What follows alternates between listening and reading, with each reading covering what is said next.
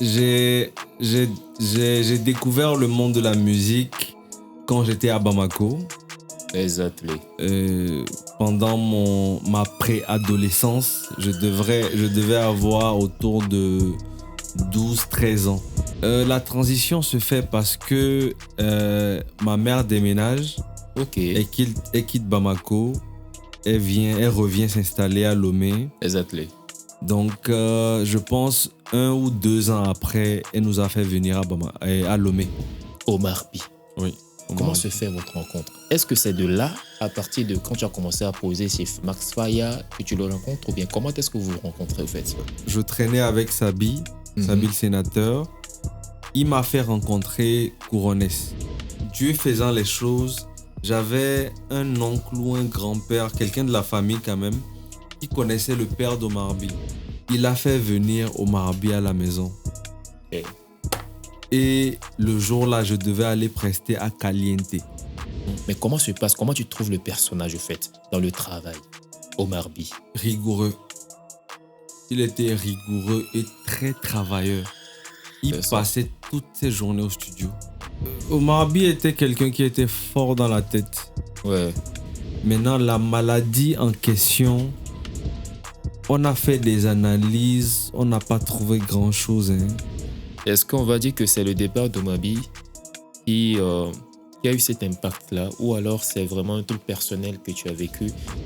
Je devais de l'argent à presque tout le monde dans mon entourage. Donc, j'ai pris quelques papiers, quelques affaires. Il y avait les produits à la boutique. J'ai fermé la boutique et puis je suis rentré à la maison. Wow. Voilà.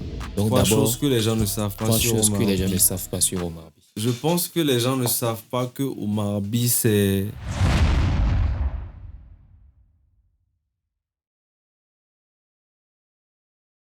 Il fait partie, bien sûr, des figures incontournables de la musique urbaine au Togo. Il a été le proche, que dis-je, le confident de l'étoile de la musique togolaise, Omar By. Donc, officieusement, il est le 2e artiste à avoir collaboré avec le groupe mythique Ifno Beat de la Côte d'Ivoire. Et officiellement, le premier artiste togolais. Donc, nous avons décidé ce matin à Overpeak, bien sûr, de l'inviter afin qu'on puisse tirer quelque chose de son expérience pour la nouvelle génération, bien sûr, montante de la musique togolaise et pour ce show business actuel.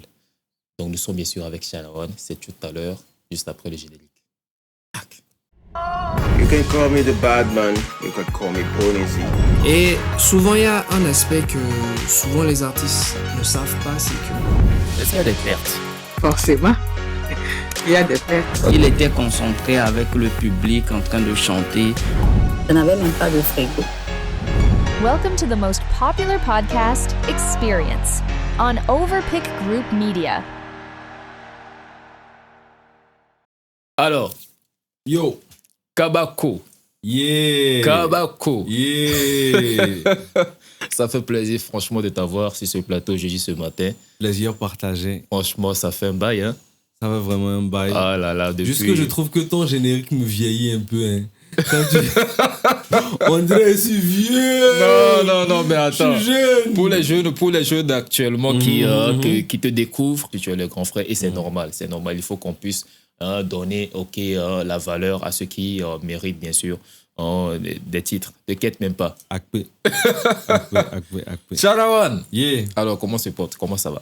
Je me mets super bien. Super bien. Ouais. Franchement, on va pas trop entrer dans l'histoire. Hein. Vous savez très bien, pour ceux qui ont vécu cette époque, bien sûr. Shalawan, c'est l'époque, bien sûr, de Mike Flem aussi. C'est l'époque de Omar By. C'est l'époque de qui encore? Il y a plein d'artistes avec qui tu as côtoyé. Oui, effectivement. Plein d'artistes. Avec qui j'ai collaboré aussi. Hein. Donc, franchement, allez juste taper Shalawan sur YouTube ou alors sur Google. Vous allez voir c'est qui il est. Donc, nous, on va rentrer, bien sûr. Mais comment est-ce que tu viens à la musique, au fait? Est-ce que tu as commencé... Parce que est-ce que les Togolais peuvent dire, au fait, que tu as commencé la musique un peu, on va dire comme ça, déjà sur le territoire togolais? Parce que quand on dit Shalawan, d'abord, au fait, on sent, en fait, une influence extérieure. Une influence un peu arabe. Alors, raconte-nous un peu ta personnalité. Effectivement, arabe, t'as touché juste. Parce que mon nom, c'est Shaharan. Shaharan. Okay. C'est le nom que ma mère m'a donné. Wow. Shaharan. Donc, Qui signifie savant, Wow. chercheur. Wow, Voilà. ok. Donc, c'est ce que ça veut dire. Je dirais même sachant. Sachant, voilà, c'est ce que ça veut dire. Donc, C'est fort. j'ai découvert le monde de la musique quand j'étais à Bamako. Exactement. Pendant ma préadolescence, je devais avoir autour de 12-13 ans. Ok. Quand nos grands frères à l'époque ont commencé à faire de la musique. Donc, on a appris qu'ils sont allés dans un studio. Ils ont fait un son. Donc, nous, étant leurs petits frères, on voulait aussi faire la même chose qu'eux. Donc, leur groupe s'appelait Starboom. Ok. Et nous aussi, on voulait faire la même chose qu'eux. Suivre les pas et tout ça. Voilà. Donc, on s'est appelé Starboom J. Donc, mes premiers pas dans la musique, c'était comme ça. Et c'est C'était tout dans ça, un là, groupe. ça se déroulait au Mali. Oui, au Mali, à Bamako. Ok. Ok. Donc, ok. c'est comme ça que je suis rentré dans le monde de la musique. Mais comment se fait la transition entre le Mali et le Togo? La transition se fait parce que ma mère déménage Ok. et quitte Bamako. Elle revient s'installer à Lomé. Exactement. Donc, je pense 1 ou 2 ans après, elle nous a fait venir à Lomé. Voilà. Waouh. Waouh. Et ça a été évident comme ça de quitter un pays pour... Comment tu as vécu cette période-là? Je l'ai mal vécu parce que j'avais tous mes amis là-bas. C'est là-bas que j'ai réellement vécu mon enfance, quoi. Exactement. À Bamako. C'est là-bas que j'ai eu mes vrais premiers amis, mes potos. On faisait de la musique, on jouait au foot, on était les stars du quartier. On nous invitait pendant des petits shows dans les quartiers. Ouais, j'imagine. Donc, laisser tout ça pour un gamin de 13-14 ans, c'est pas évident. Donc, je me rappelle même, il y a une anecdote. Le jour où je devais partir, la veille, il y avait un show juste devant notre porte. Au Mali, ils appellent ça Balani. Ils mettent des chaises. Il y a un DJ, les gens viennent s'asseoir et puis il y a des gens qui viennent prester leurs chansons, il y a des gens qui viennent danser et tout. Un peu comme les choses ici, là, un peu comme est-ce qu'on va dire semaine culturelle?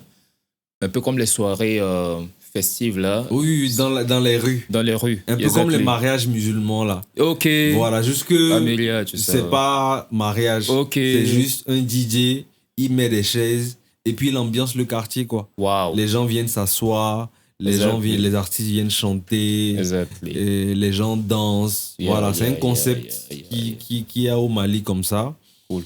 Donc, à la veille de mon départ, il y avait un show comme ça. Donc, je finis cette prestation. Et puis, je dis au revoir à mes amis.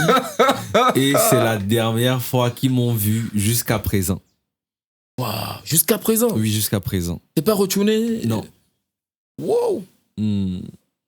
Donc, mais est-ce qu'il y a les contacts? Est-ce que vous avez gardé les contacts? Oui, à cette époque, je suis sûr qu'il n'y avait pas encore les WhatsApp. Non, il n'y avait pas WhatsApp. Il n'y avait pas WhatsApp. Facebook non plus. On a vécu, hein? Facebook non plus. Donc, il n'y avait pas vraiment de contact. Mais quand Facebook est arrivé, voilà, on s'est revus sur Facebook. On s'est échangé. Est-ce qu'ils savaient que tu quittais pour le Togo? Oui, ils savaient. Je les ai dit. Je les ai dit que je partais. Mais ils ne savaient pas que je partais pour rester. Eux, ils pensaient que je partais en vacances. Moi aussi, je pensais que je partais en vacances. Déjà, la vieille voulait me caler, quoi. Quand je suis arrivé, on m'a pris mon passeport et puis... C'est fini. Voilà. Me voici. Les mamans, en tout cas, une salutation bien sûr à la maman, beaucoup de respect et... Elles savent, elles seules savent tout ce qu'elles font, tous les plans et tout ça. Effectivement. Elles savent, voilà, on peut même pas chose. Alors. Donc, du coup, tu débarques à Lomé. Est-ce que tu te dis en même temps que, ok, d'accord, je vais continuer ma musique? Oui. C'est la première chose que j'ai cherché à faire. Wow. Quand je suis arrivé à Lomé, et on vivait tout d'abord à Minamadou. Minamadou, ouais. Minamadou. Après, on a déménagé dans notre maison à Djouba ici. Ok. Et quand on est arrivé, la première chose que j'ai cherché à faire, c'est chercher un arrangeur, un studio pour pouvoir chanter, quoi. Parce que. Ouais, mais il y avait le feu. Il y avait le feu. Voilà. Il fallait que ça. Je voulais même fuguer. Hein. Et j'ai mon petit frère qui s'appelle Marouf. On était à Bamako ensemble. Donc, on programmait même fuguer pour retourner à Bamako. Donc, on faisait des plans, genre, on va faire économie, on va prendre le bus, on va fuguer. Mais bon, on n'a pas pu fuguer. On n'a pas pu fuguer. Waouh. Donc, c'est comme ça que je suis resté à Lomé. Et quand tu rentres, bien sûr, dans le système, est-ce que c'est évident, comme ça, tu es parti à mettre ton studio, ou alors, mais comment est-ce que tu rentres, bien sûr, en studio, tu connais un studio, parce qu'il faut aller au studio, produire un son, faire la promotion et tout ça, mais comment est-ce que ça se passe, au fait? C'était facile dans le quartier, quand on est arrivé, quand on a aménagé, on a organisé un tournoi de football devant la maison pour inaugurer la maison en quelque sorte et faire la connaissance des gens du quartier, quoi. Donc c'est là Attends. L'idée vient de qui? De la maman? Je ne sais pas d'où l'idée vient, franchement. C'est ingénieux, hein. On a organisé un tournoi de foot. Les gens ne le font pas souvent. Lié au fait qu'organiser un truc pour que les gens du quartier sachent qu'il y a des nouveaux arrivants, tout ça, voilà. Ça, c'est la méthode des Blancs, ça. Donc, on l'a fait comme ça. Et c'est là que j'ai connu Sabi, le sénateur. Je pense que c'était l'idée de Sabi, si je ne me trompe pas. Le tournoi, là. De football là, si je ne me trompe pas. Il avait un lien avec la famille. On ne le connaissait pas, mais je pense que l'idée venait de lui. Je ne suis pas sûr, je ne suis pas très sûr. D'accord. Donc j'ai fait la connaissance de Sabi le sénateur. Qu'on salue bien sûr au passage. Voilà, qu'on salue au passage. Donc c'est Sabi le sénateur qui me présente à une fille qui était dans le quartier qui s'appelait, j'ai oublié son prénom, qui chantait. Donc, elle connaissait un studio. Et l'arrangeur du studio, c'était Max Faya. Donc, c'est comme ça que moi et Sabi, le sénateur, on fait la rencontre de Max Faya. Et c'est comme ça que j'entre dans le showbiz togolais. Wow. D'abord, déjà, en fait, de Sabi, le sénateur, tu connais Max Faya, mais déjà, t'es dans le showbiz. Togolais, c'est clair. Effectivement. Et c'est clair. Alors, comment est-ce que ça évolue? J'étais au lycée. J'étais en seconde. Donc, c'était pas évident. La vieille voulait que je me concentre sur l'école. Moi, je voulais aussi chanter à côté. Donc, je faisais des petites économies pour pouvoir aller au studio. Donc, Sabi m'aidait beaucoup à négocier. Avec le peu qu'on avait, on enregistrait quelques sons par-ci, par-là, qu'on partageait, quoi. Par Bluetooth, à la maison, au quartier. Il y avait un bar. C'était l'époque des Bluetooth. Voilà. Donc, il y avait le bar Penalty juste à côté de chez nous, là-bas. Donc, on remettait nos sons là-bas pour qu'il joue. Voilà. Bar Penalty. Donc, c'est comme ça qu'on m'a connu un peu dans le quartier en tant qu'artiste aussi. Ok. Alors, c'est de là, au fait, que... Comment se fait maintenant? Parce que je vois que dans ton parcours, tu as eu, on va dire même, plus d'histoire avec, bien sûr, le roi, le king of R&B in Togo. Tu as eu une histoire vraiment grandiose avec lui. Oui. Et je parle vraiment en mode franchement d'honneur, pour ce roi du R&B au Togo, Omar P. Oui. Comment se fait votre rencontre? Est-ce que c'est de là, à partir de quand tu as commencé à poser chez Max Faya, que tu le rencontres, ou bien comment est-ce que vous vous rencontrez au fait? J'ai rencontré Omar B. Comment? Quand je traînais avec Sabi le sénateur, il m'a fait rencontrer Couronès. Mr. Cake. Voilà, et Couronès habitait dans le quartier avec nous là-bas. Il n'était pas très loin de chez nous. Il était vers... pas très loin de chez nous quand même. Donc, à un moment, j'allais chez lui, il venait chez nous. C'était devenu un peu comme la famille. Quand on se côtoyait. Wow. Et un jour, j'étais en classe à l'école. Je pense que j'étais en première et il m'a envoyé un message. Il m'a dit, je vais... Mr. Keke. Mr. Corones. Ok. Il m'a envoyé un message. Il m'a dit, je vais chez Omar B. Je vais chez Omar B. Est-ce que tu veux m'accompagner? Voilà. Et j'ai dit, il n'y a pas de souci. Après les cours, voilà. Donc, après les cours, je suis rentré à la maison. Ils étaient très proches, hein? Oui, ils étaient très proches. Wow. Voilà. Et Corones et Omar B, ils étaient très proches. Une salutation, shout-out. Voilà, à Corones. Donc, je suis rentré à la maison, je me suis changé et on est parti chez Omar B. Donc, Corones avait loué le studio d'Omar B pour travailler à l'époque. Donc, j'étais là et Omar B est sorti de nulle part. Il est arrivé, il tenait un plateau. Je ne savais pas si c'était colico ou bien de la viande. Il tenait un truc quand même. Ouais. Il mangeait. Ouais. Et il nous a dit, bon... Servez-vous. J'en servez-vous, quoi. Et je pense on s'est servi. Et voilà. Wow. C'était ma première rencontre avec lui. Tout simplement. Donc, tout simplement. Et après, on est parti. Donc, tu rencontres Omar B et vous commencez à collaborer directement ou alors... Non, ça, c'est pas fait comme ça. Le jour où je l'ai rencontré via Corones. C'est ça. Ensuite, on est rentré. Et Dieu faisant les choses, j'avais un oncle ou un grand-père, quelqu'un de la famille quand même, qui connaissait le père d'Omar B. Oh, là, ça facilite encore les choses. Qui connaissait le père d'Omar B. Donc, je me rappelle, c'était un 31 décembre. Il a fait venir Omar B à la maison. Okay. Et le jour-là, je devais aller prester à Caliente. Wow. Donc, je sortais et Omar B entrait dans la maison. Moi, je devais aller prester à Caliente. Une chanson que j'avais fait avec Max Fire. Et payer. Donc, j'étais dans la cour, j'étais en train de sortir. Quelle année ça? Et c'était en 2014-2015. C'était le 31 décembre. Ouais, on allait à 2015, je pense, si je ne me trompe pas.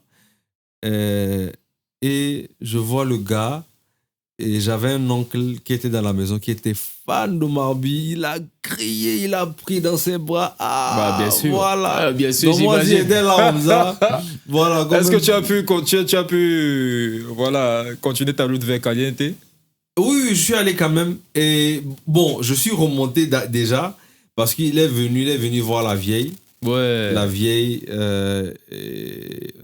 mon oncle l'a présenté à ma vieille. Tu sais. Voilà, salutations, tout ça. Voilà, ils ont discuté. Ouais. Il me l'a présenté. Ouais. Il a dit, voici mon fils, il veut chanter aussi. Est-ce que tu peux l'accompagner? Tu peux l'aider? Sûr. Voilà. Au préalable, sachant qu'à cette nuit-là, il ne savait pas que vous étiez déjà rencontrés au studio. En fait. On n'en a pas parlé. Je ne sais pas s'il m'a reconnu quand même. Okay. On n'en a pas parlé. Je ne l'ai pas dit aussi que c'était moi le jeune qui était venu. Lui aussi, il ne m'a pas dit que j'étais reconnu. Donc, on n'en a pas parlé. Je vois un peu le mood. Hein. Voilà. Le mood, donc moi, j'étais pressé. Ouais. Moi, j'étais pressé. Je devais aller à Caliente. Okay. Donc, c'était vite fait, quoi. Genre, enchanté. Voilà. Et ensuite, je suis... Il a su que tu allais à Caliente. Voilà, je lui ai dit que je dois aller prester. Mais attends, mais tu as reçu seulement une petite bénédiction dans le subtil. Bien sûr. Pour ta prestation. Yes, à Caliente. Donc, c'est comme ça que je suis parti prester à Caliente. Et après, voilà. Ça est suivi naturellement. Et mon oncle nous a présenté. On s'est échangé des numéros. On a commencé à s'écrire. Il a commencé à me donner des conseils. Il a commencé à m'inviter au studio. Donc, j'allais au studio, j'assistais à des séances. Et il m'apprenait des choses. Exactement. Genre, fais ça comme ça, chante mieux comme ça. Quand tu veux rapper, rappe comme ça. Écris mieux comme ça. Donc, il m'a appris plein de choses. Omar B m'a appris plein de choses en matière de musique. Exactement. Donc, c'est comme ça que notre relation est née. Wow. Donc, on est devenus... Genre, c'est comme deux personnes compatibles qui se rencontrent. Fusionnels. Voilà, fusionnels. On est devenus comme des frères. J'étais chaque jour là-bas. Chaque jour. J'imagine. 7h30. Niam Black Body. Tous les jours. Tous les jours, moi, j'étais là-bas. Je pense que c'est moi qui le réveille même. J'arrive à 7h30. Je cogne, mais au Charawani. On m'ouvre. Je m'assois. Voilà, 1 heure de temps après, il sort, il me regarde. Parfois, on mange. Après, on va au studio. Ouais. Je le regarde travailler. C'était au niveau de Akege, là-bas, là, Oui, dans il y a un petit... garage à côté. Avant le complexe, il y a une école là. Mhm. Et quand tu montes un peu comme derrière le CG ou bien derrière le quoi, là, il y a un petit vent dedans là. Oui. C'était là-bas. Oui, c'était là-bas. Waouh. Pour ceux qui connaissent, en tout cas, shout out aussi à vous. C'était là-bas. Wow. Voilà, derrière, il y a une école là. Bien sûr. Kelegougan, quelque chose comme ça. C'était pas loin de Kelekougan. Il y avait l'école là et... Ouais, ben, le lycée là, le grand lycée Dino et je... Dino Golo. Ok. Pacha. Ok, d'accord. Voilà, à côté de Pacha. Ok, d'accord. Voilà, derrière la maison de Pacha. Ok. Donc, c'était là-bas. Ah, j'ai pas connu là. Voilà, donc Ok. c'était là-bas que j'allais déranger mon grand frère chaque jour. D'accord. Donc, il m'a appris plein de choses. Plein de choses. Et là, Je le regardais faire. Parfois, il m'invitait. Tu veux faire un truc, je faisais. waouh. Voilà. C'était une... On va dire comme ça, tu réalisais à quel point, au fait, il y avait en face de qui ou alors avec qui tu étais. Est-ce que tu réalisais? Parce que Ouais. tu vois, déjà, depuis le Mali, est-ce que tu arrives... Les Togolais, ils savent, ils connaissent Omabi, ils savent à quel point, comment je vais dire ça? Le fait d'être avec lui. Superstar. Ouais, le fait d'être avec lui, c'était quelque chose. Mhm. Mais est-ce que tu vois, tu viens d'arriver, est-ce que tu réalisais? Ouais, des choses. je réalisais parce que je ne l'ai pas connu quand je suis arrivé en même temps de Bamako. Il y a Exactly. quelques années qui sont passées avant que je l'ai rencontré. Ok, tu vois l'as un connu peu. depuis... Je l'ai connu depuis Bamako. Ses clips passaient sur une chaîne qu'on appelait Africable. Donc les clips comme Ma Préférée, OB, je connaissais. Waouh. Mm. Avant même d'arriver Oui, au avant Togo. même d'arriver à Lomé. Tu vois Donc, je l'impact. connaissais l'artiste. Tu vois l'impact. Mm. Alors, vous évoluez, vous faites des collaborations. On a vu plein de collaborations. En tout cas, bon, je pense que tu as eu une collaboration même phare avec lui, Oui. qui est passée bien sûr à la télévision et tout. Mhm. Mais comment se passe, comment tu trouves le personnage, au fait, dans le travail, Omar By? Rigoureux. Il était rigoureux et très travailleur. Il C'est ça. passait toutes ses journées au studio. Ouais. Je ne sais pas comment il fait, ses oreilles-là. Moi, écouteur, quelques années là, mes oreilles sont déjà en train de se gâter. Lui, je ne sais pas comment il faisait. Il était tout le temps en studio. S'il Wow. n'est pas en studio, il est en prestation ou bien il est sorti pour un rendez-vous ou bien pour un shooting ou pour tourner un clip. À part ça, studio. Il Et- était tout le temps en studio, en train de soit arranger lui-même ses sons ou soit arranger les sons d'autres personnes. À cette époque, on avait toujours cette envie de découvrir la vie d'Omar By. Je pense que beaucoup de personnes, même il y a eu des médias qui sont battus pour avoir vraiment une interview, parce qu'on aimait vraiment ce truc qu'il avait avec ses danseurs. Tu as connu ces danseurs? Oui, je les ai connus. Franchement, c'était une belle famille, surtout autant de Milano, Jazzy, ils avaient fait des clips vraiment. Yes, à la Michael Ayadou, Jackson. Doalejo, franchement, ils avaient fait des clips, Des beaux clips. des beaux clips. Très beaux clips. Assez, et on avait envie de découvrir un peu comment à chaque fois qu'ils se tournaient, c'était vraiment une occasion vraiment chose. Donc je salue au passage ces danseurs, bien sûr. Je Et les salue aussi. comment au fait était l'ambiance? Ok, que ce soit, je suis sûr qu'il y a eu plusieurs fois où vous étiez ensemble avec les danseurs, l'Omabi, tu vois. Oui. Comment c'était au studio, alors comment c'était dans le travail et tout? Ils avaient un programme. Ils avaient 1 ou 2 jours dans la semaine où ils travaillaient, même quand il n'y avait pas de spectacle. C'est Donc ça. ils venaient, ils s'entraînaient. Ils s'entraînaient Voilà. chez Omabi. Voilà, oui, à la maison là-bas. Et quand il y a un spectacle, ils intensifient. Waouh. Ils intensifiaient les entraînements. Wow. Donc c'était convivial et sérieux en même temps. Sérieux en même temps. Sérieux en même temps. Waouh. Alors, moi, ce que j'aimerais que tu fasses, c'est que tu nous dises 3 choses, ou même peut-être plus, Mhm. que les gens ne savent pas sur Omabi. Ok. Alors, on va commencer par ça. Et après, tu nous racontes au moins 1 ou 2 anecdotes. Ok. Donc, 3 d'abord, choses que les gens ne savent pas 3 sur choses que Omar les gens By. ne savent pas sur Omabi. Je pense que les gens ne savent pas que Omar By, c'est la personne la plus drôle que je ne connaisse. Et C'est pas vrai. Je te jure, Ola Konukaka, Wale. Ola Konukaka et Ngopolanye. Un peu comme... Il était drôle. Un peu comme... Mais dehors, quand il sort dehors comme ça, là, c'est sérieux, il ne rit pas beaucoup. Mais à la maison, c'était le blagueur, l'humoriste, quoi. Il y a ça. La deuxième chose, c'est qu'il était très spirituel. Omar By avait une intuition incroyable, très forte. Genre, carrément, la seule est bonne à nuit, quoi. Yeah. Wallah, tellement il avait une intuition incroyable. Et en troisième position, je pense qu'il n'a pas assez parlé de ça, de sa vision. Et la vision d'Omar By, c'était créer une sorte d'académie. Et ça venait naturellement à lui. Genre, les talents, les artistes venaient naturellement à lui. Exactly. Et il aimait les accompagner, il aimait travailler avec eux, il aimait soutenir les jeunes artistes. Donc, les gens disent Obi Connection. Moi, je dirais beaucoup plus Obi Academy. Parce qu'il aidait beaucoup, il soutenait beaucoup les jeunes talents. Wow. Parce que lui-même, déjà, il disait que il parlait de sa académie, c'est-à-dire que l'académie dont il voulait. Ce mot-là, c'était ce que lui voulait mettre en avant, en fait. Wow. Non, c'était la famille Obi Connection. C'est ça. Mais dans le fonctionnement, moi, je dis c'était comme une académie. Donc, moi, je dirais tu viens, plus, tu apprends, en fait. Ouais, tu viens, tu apprends. Tu apprends et puis tu te développes. Voilà, tu te développes. Wow. Donc, il y a eu Edem Drake, il y a eu L'Ange, il y a eu Junior Sémé, il y a eu Équilibre, il y a eu les Born to Be, ces danseurs. Born to Be, Born to Be, bien sûr. Entre-temps, comment il se porte celui qui est un peu... il était un peu big façon, la tête noire. Lui, je ne l'ai pas connu. Ah, okay. Quand je suis arrivé, et je pense que lui, il était déjà parti. Il y avait aussi des meufs là, ouais, je vois. Donc, les filles, j'ai connu Noura, j'ai connu Kadi, j'ai connu Chantal aussi.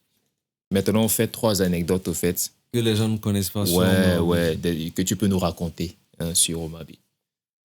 La première qui me vient en tête, c'est que... Bon, ce n'est pas une anecdote, mais c'était une habitude qu'il avait. Ok. Ça, c'est quelque chose que les gens... Ça fait une 4e chose que les gens devaient savoir. Voilà. Et Managanto. Wow. Il avait un rapport avec l'argent très particulier. Par exemple, quand il revient d'un concert et qu'il a son cachet en main, ne ole funu yo so ganea ola hoto ela soga ela noga directly. Wow. Genre, il disait que omnana ame ga la meben kume et omana me ou quoi. Wow. Donc, par exemple, on est 3 ici.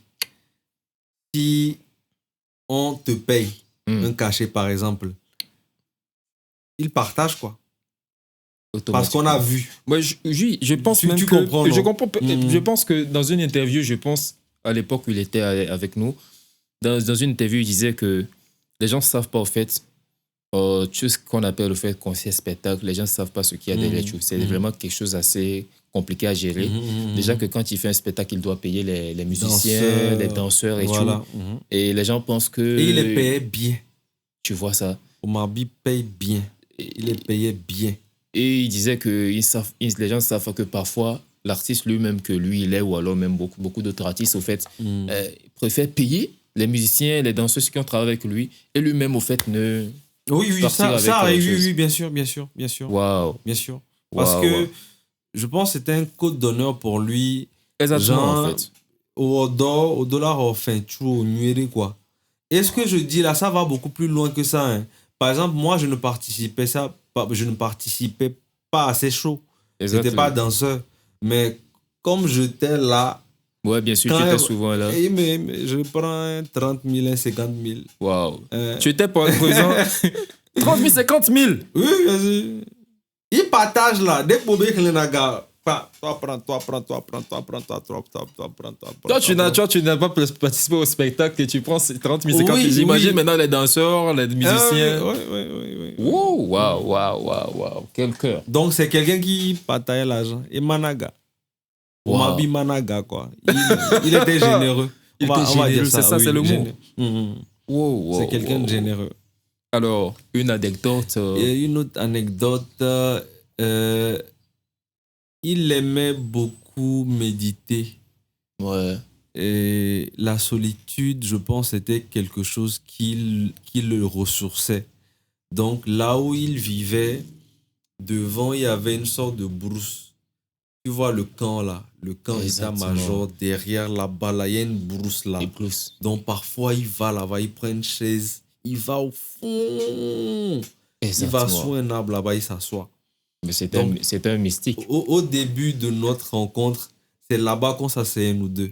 Wow. Donc, quand je viens chez lui et je l'appelle, je dis, je suis là, il me dit, les Béamé. Et ça, tu le rejoins. Et je le rejoignais là-bas. Wow. Donc, au début de nos rencontres, c'était ça. Donc, on restait là-bas à deux, on discutait de tout et de rien. Il me donnait des conseils. Et il aimait beaucoup aller à la plage. Omar B va à la plage à minuit. Ouais, c'est le syndrome, on va dire, c'est lui du chanteur. C'est lui qui m'a appris ça. Ouais. Aller à la plage la nuit. Sans peur. Il va à la plage. Pour chanter. Je sais pas ce qu'il fait.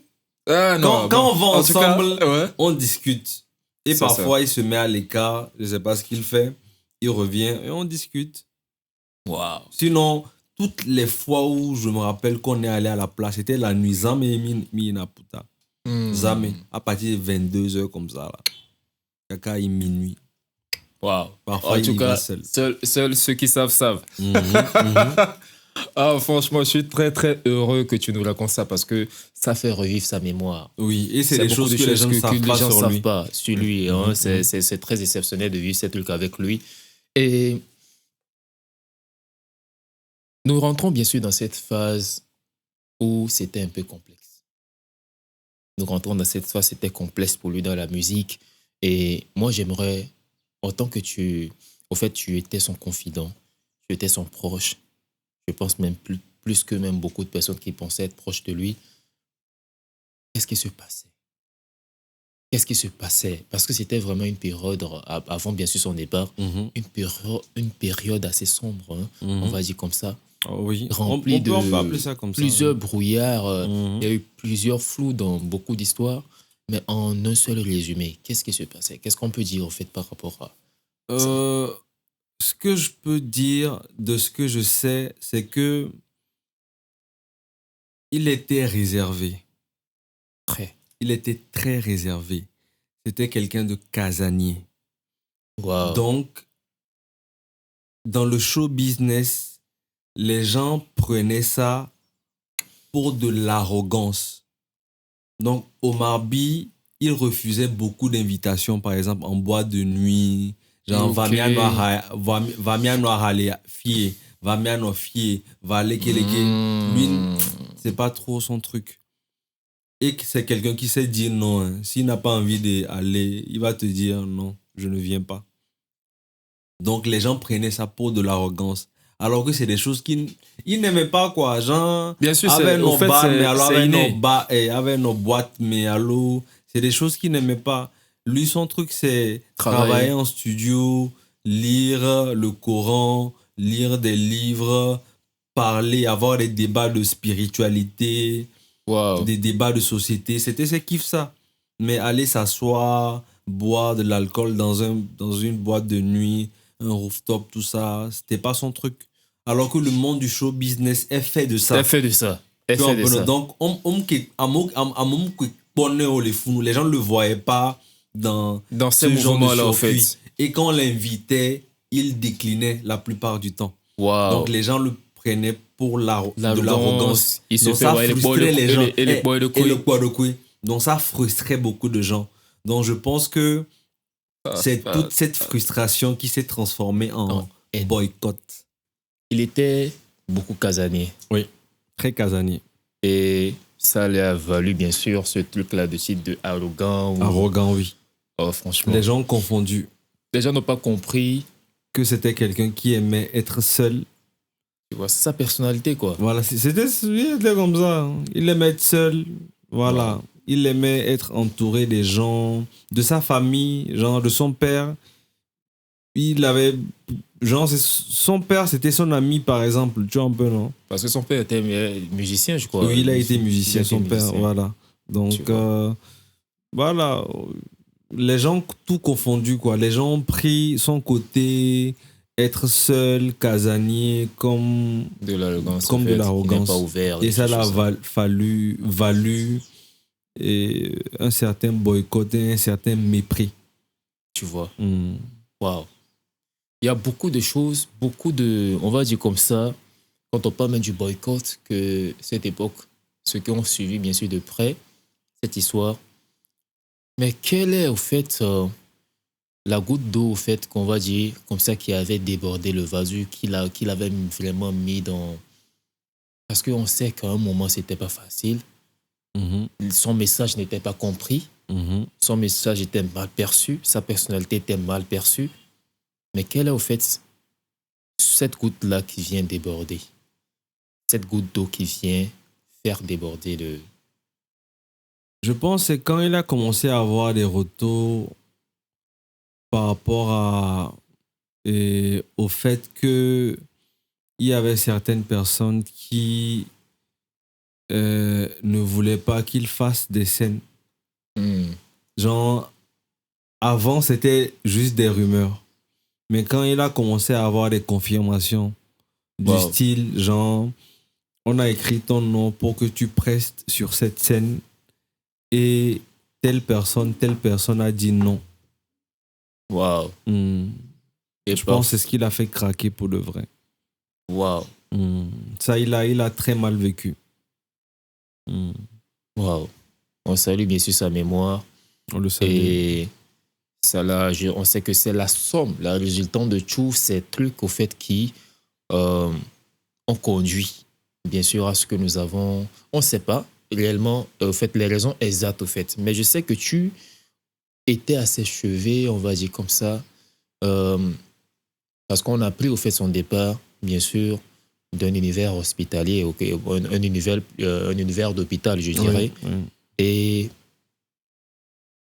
on ne va pas entrer dans les détails, mais qu'est-ce que tu as pu écouter de lui dans ces derniers moments qui pourrait être au fait quelque chose de poignant, bien sûr, pour ce système, ce show business, au fait? Je pense, non, la dernière phrase qu'il m'a dite, c'était juste pour rire. Hein. Il m'a dit pizza niéré. Genre parce qu'on avait dit que le soir, il voulait manger une pizza, il voulait une pizza, quoi. Donc, quand je sortais de la chambre, il m'a dit pizza niéré. Wow. C'était la chambre d'hôpital ou bien... Non, c'était à la maison. C'était encore à la maison. En ce moment, il souffrait, il était déjà... Oui, il était... c'était déjà grave.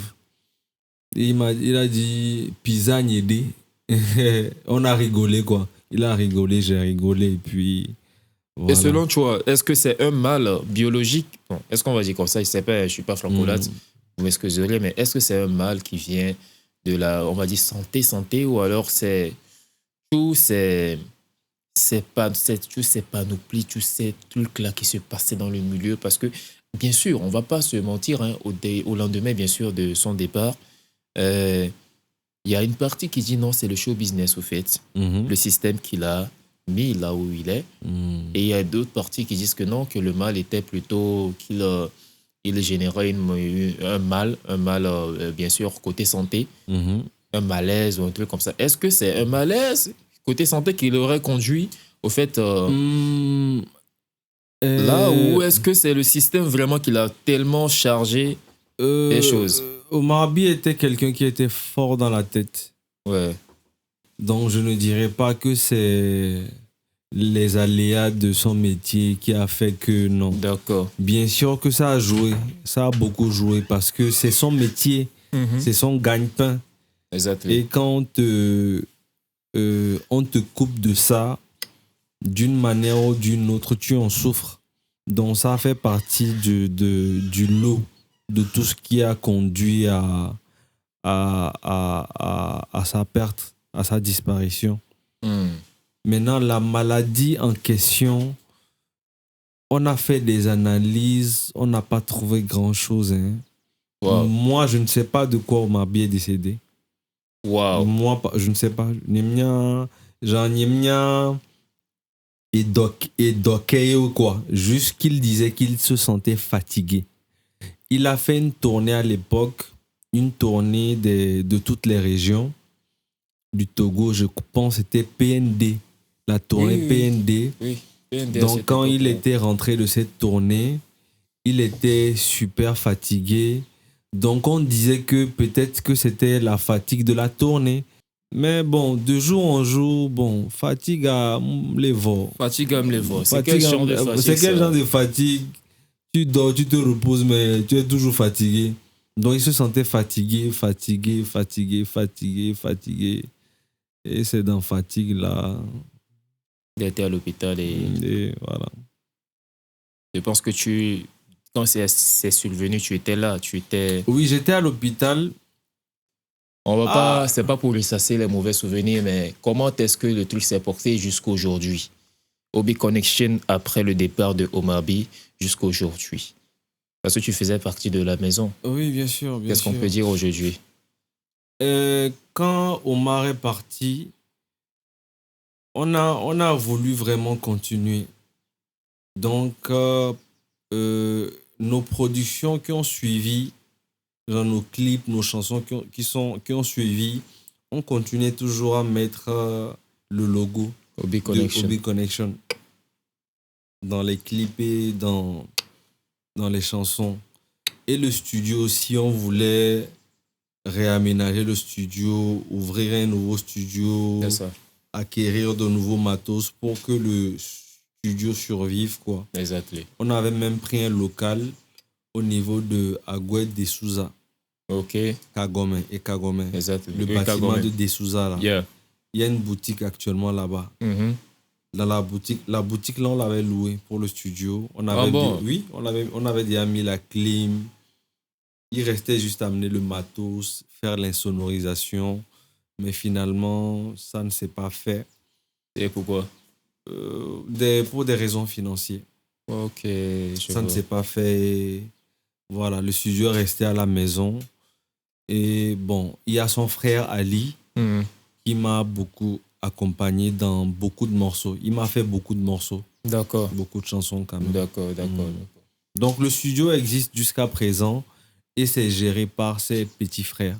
Ok. Parce que la plupart sont arrangeurs. Ok. Ali est arrangeur, c'est le petit frère direct d'Omar. Est-ce qu'on va dire comme ça que les gens du milieu, les artistes du milieu ou alors les artistes bien sûr voilà, continuent à visiter le studio? Oui, les gens y vont, mais juste que ça n'a plus la même importance. Voilà, parce que Ali même a voyagé. Ok. Ali n'est plus au pays, il est aux États-Unis. Okay. Donc on connaissait Omar B, on connaissait Ali. Parce qu'ils se ressemblaient beaucoup. Quand tu les vois, on dirait des jumeaux, quoi. Ils ont le même thème de voix. Quand Ali chante et que tu ne sais pas, tu vas croire que c'est Omar B qui a chanté. Ben, ça m'amène à cette question. Au lendemain, bien sûr, nous avons écouté cette chanson. Vous m'excusez, à Omar Ouni. Oui. Et il y a eu beaucoup de dires. Des gens disent non, ce n'est pas Omar B qui a chanté cette chanson. C'est Omar B qui a chanté. C'était une chanson qu'il avait depuis quelques mois. Wow. Et qu'il voulait sortir à un moment. Est-ce que tu as senti qu'en composant cette chanson ou alors et c'était au fait un truc par rapport à... Ça avait un lien avec ce qu'il vivait, ça avait un lien avec son départ qui était proche et tout ça? Je ne dirais pas son départ, mais je pense que ça avait un lien avec ce qu'il vivait. Voilà, donc c'était une chanson de gratitude. Il disait merci à Dieu. C'est ça. Et il demandait à Dieu de l'accompagner. C'était l'histoire de la chanson. Donc on a décidé de sortir naturellement cette chanson. Il y avait beaucoup d'autres chansons, mais c'est celle-ci. Tout le monde a l'unanimité.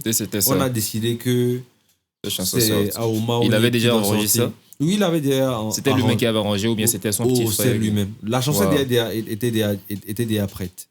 Wow. Et on l'a sortie et puis voilà. C'est fort, hein? C'est fort, c'est très très très fort ce qu'on dit là. Et alors, à ton niveau, n'oublions pas que tu étais dans un processus. Est-ce qu'à ce moment, tu t'es dit au fait que je continue bien sûr ma musique ou alors mon seul grand frère qui qui m'a porté, qui était celui qui devrait normalement, on va dire comme ça, toujours continuer à me porter. Mais son départ, comment tu as vécu cela intérieurement dans ta propre sphère, au fait? Ça m'a touché, ça m'a affecté. Maintenant, côté carrière, ça m'a affecté du fait que c'était lui le pont entre moi et le showbiz. C'est Parce ça. qu'à l'époque, j'étais très jeune et il voulait me protéger d'une manière. Des athlètes. Voilà, donc c'est lui et l'équipe qui géraient tout. Moi, j'avais pas de contact avec les médias, Ok. avec les gens du showbiz. Wow. Donc quand il est parti comme ça, c'est comme le pont s'est coupé, quoi. Les athlètes. Donc j'avais pas de contact direct avec les gens du showbiz. Donc ça m'a beaucoup affecté à ce niveau-là. Ça m'a un peu démoralisé aussi. Je me suis ramolli. Ensuite, En créativité. voilà, je me suis marié ensuite. Les responsabilités sont venues. Et tout Donc ça. la musique a commencé à perdre de plus en plus de la place dans ma vie. Les athlètes. Et voilà. Et c'est maintenant que je ramène la musique au centre de ma vie. Ok. Actuellement, je suis Parce en train de que- ramener la musique au centre de ma vie. Parce que j'ai remarqué, il y a de cela quelques jours, j'ai vu que sur TikTok, tu es encore plus actif ces derniers temps. Oui, Et tu partages ton quotidien. oui, je partage mon quotidien. Et je me rappelle dans cette vidéo, tu disais que tu as fait la musique pour faire le business, ça t'a laissé. Tu as fait le business pour faire la musique, ça t'a laissé. Mhm. Et aujourd'hui, c'est ce que tu fais, tout ça. Est-ce qu'on va dire que c'est le départ de Mabi qui a eu cet impact-là, ou alors c'est vraiment un truc personnel que tu as vécu qui t'a mis vraiment dans cette... parce que bon, tu viens de nous dire, c'est sûr que le départ de Mabi a beaucoup impacté. Mais est-ce qu'actuellement, Mhm. c'est l'impact-là de son départ qui continue à te mettre dans cette moue, ou alors tu penses peut-être que c'est le show business qui ne t'aide vraiment pas, vu qu'il n'y a plus le pont? Non, non, ça, c'est du passé maintenant. C'est du passé maintenant. Ce qui m'a fait revenir sur les réseaux sociaux, c'est des choses que j'ai vécues en 2025, Ok, dû à mon business, voilà, à mon commerce. ok. J'ai vécu Des des soubresauts, expériences qui m'ont chamboulé, Mhm. donc qui m'ont même amené à fermer mes entreprises. J'ai fermé mes boutiques Wow. et je me suis retrouvé à la maison endetté. Donc, bon, pas que j'ai pas fini de payer mes dettes. Et je ne connais même pas le nombre de personnes à qui je ne dois pas dans mon entourage. Je devais de l'argent à presque tout le monde dans mon entourage. Wow. Et quand mon téléphone sonnait, c'était Pour réclamer mes dettes. réclamer. Donc ça a commencé à créer une sorte de maladie de cœur. Et dit, va lever mon mandé. Il se dit, dors quoi. Ouais. Et j'essaie de gérer, j'essaie de vraiment de jongler. Ça a fait que j'ai, on va dire, blessé certaines personnes parce que j'ai prêté de l'argent sur certaines personnes pour payer certaines dettes. Donc, j'ai créé d'autres dettes. Voilà, quelque part. dettes, au fait. Donc, ça a gâté certaines relations. Ouais. Donc, ça c'était un mélange panoplie, de ouf. voilà, donc, c'était un cocktail, comme si... un cocktail vraiment explosif. C'était de- comme si le ciel me tombait sur la tête, quoi. C'était Wow. comme si j'étais dans le feu. Et à un moment, j'ai décidé d'aller réfléchir à tout ça et Ouais. de prendre une décision. Parce que ça ne pouvait plus continuer comme continuer ça. comme ça. Donc, je suis mort au village. D'accord. J'ai fait une semaine là-bas. Là, on ne parle pas du Mali, hein?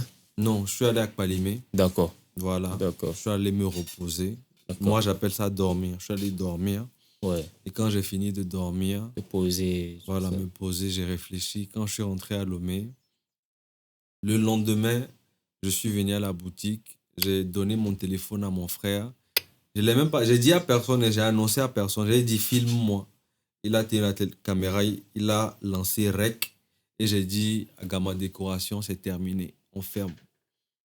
Donc j'ai raconté, j'ai parlé un peu. Il y avait du stock. Ouais. Voilà, j'ai dit s'il y a des gens qui veulent acheter, ils peuvent venir acheter à bas prix en gros. Et puis bon, voilà, à Gamma Décoration, c'est fini quoi. Donc j'ai pris quelques papiers, quelques affaires.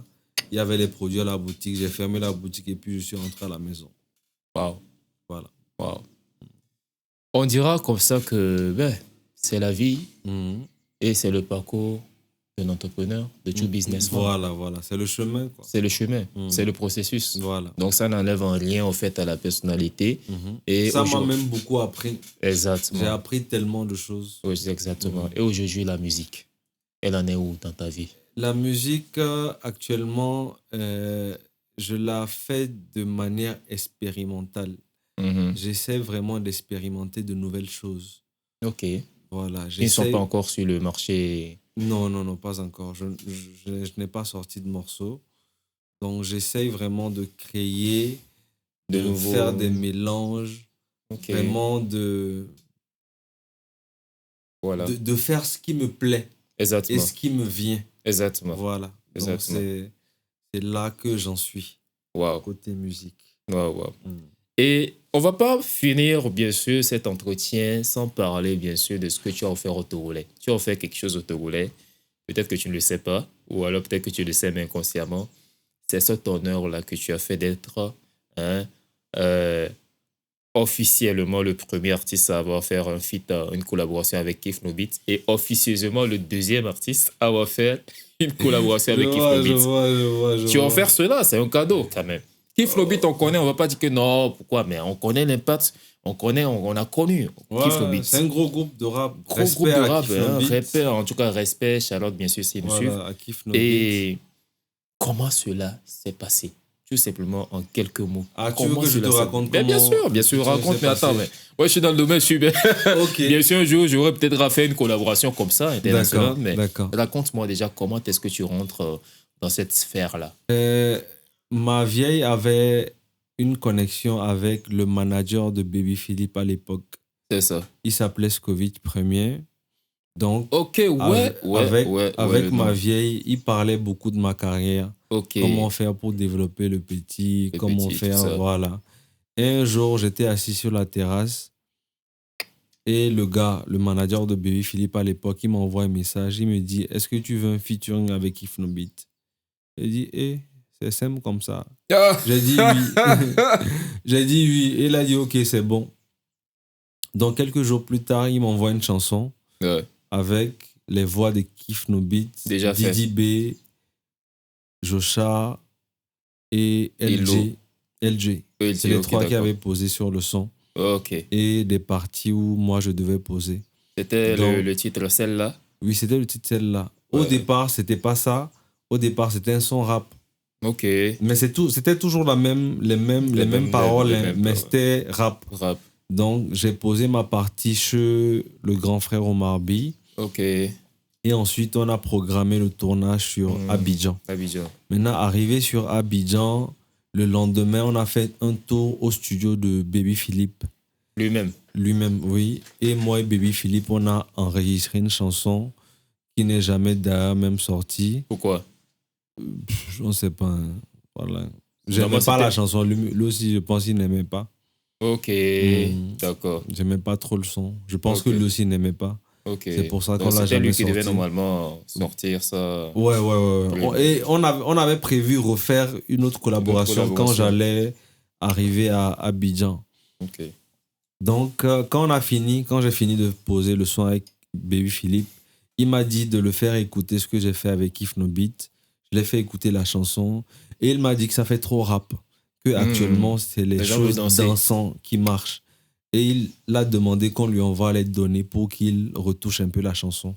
Donc, c'est lui qui a fait que c'est devenu une chanson d'ambiance chantée, tout ça. Sinon, au départ, c'était une chanson hip-hop rap. Bien sûr.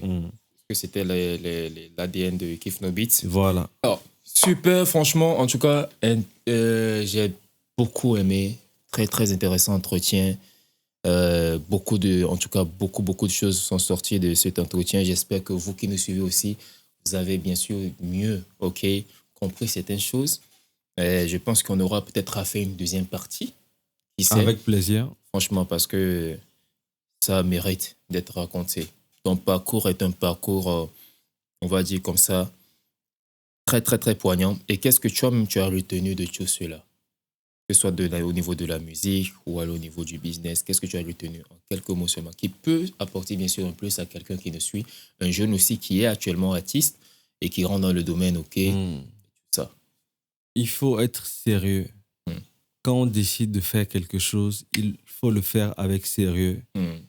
Un artiste qui veut faire carrière, c'est comme un banquier qui veut ouvrir une banque. Donc, il faut traiter une carrière artistique avec le même sérieux qu'un banquier traite sa banque. Parce que c'est un investissement.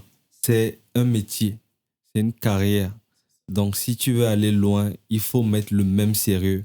Comptabilité, Exactement. gestion, communication. C'est une entreprise, quoi. Exactement. Il faut traiter l'artiste comme une entreprise quand on veut faire carrière. Exactement. J'ai une dernière question. Quel est ton rapport aujourd'hui avec le show business, les acteurs, les promoteurs et tout?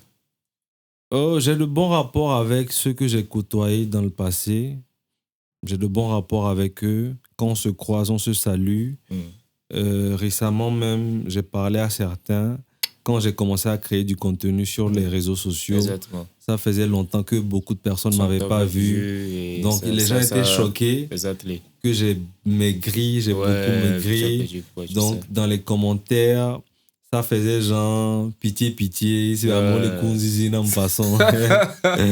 En tout cas, très intéressant. Merci de nous avoir suivis. Bien sûr, vous avez bien sûr là-bas des commentaires pour réagir. Mettez surtout un like, et n'oubliez pas de vous abonner. Bien sûr, c'est Experience sur Overpeak Group Media. On garde le contact, n'est-ce pas?